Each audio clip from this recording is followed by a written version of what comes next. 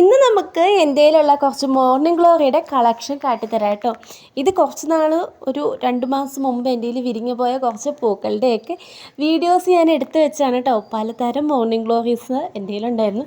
ഇവരുടെ എല്ലാം വിത്ത് ഞാൻ എടുത്തു വെച്ചിട്ടുണ്ട് കേട്ടോ.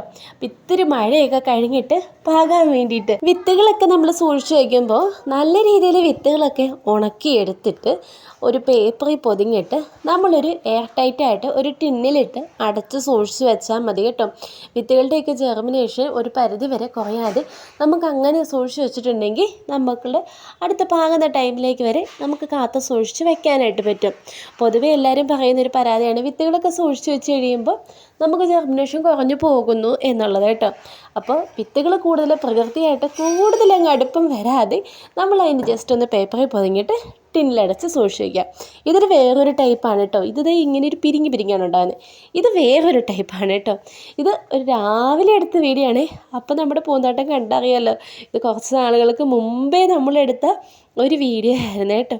ഇതുപോലെ നമ്മൾ എല്ലാം ഇങ്ങനെ എടുത്ത് സൂക്ഷിച്ച് വെച്ചിട്ടുണ്ട്. മോർണിംഗ് ഗ്ലോറി ചിലതൊക്കെ പെട്ടെന്ന് പോകണ്ടാവും കേട്ടോ, ചിലത് കുറച്ച് കഴിഞ്ഞേ പോകണ്ടാവുള്ളൂ. ഈ കളക്ഷൻ എല്ലാം നമ്മുടെ കയ്യിലുണ്ടായിരുന്നിട്ട് ഇതൊക്കെ കാണുമ്പോൾ നമ്മളിങ്ങനെ മിസ് ചെയ്യും കേട്ടോ. നമ്മൾ അങ്ങനെയല്ലേ, ഫോണിൽ നമ്മുടെ ഗാലറിയിൽ കിടക്കുന്ന പല ഫോട്ടോസിന് ഓരോ ഫോട്ടോസും ഓരോ മെമ്മറിയാണ് കേട്ടോ. ഇപ്പോൾ ഇവരെല്ലാം നമ്മൾ മാറ്റിയിട്ടാണ് നമ്മളിവിടെ വിങ്കാ റോസൊക്കെ നട്ട് വെച്ചിരിക്കുന്നത് കേട്ടോ. അപ്പോൾ നമ്മൾ ഒരു 3 സബ്സ്ക്രൈബറും കൂടെ ആയിട്ടുണ്ടെങ്കിൽ നമ്മൾ 500 പേരാകും.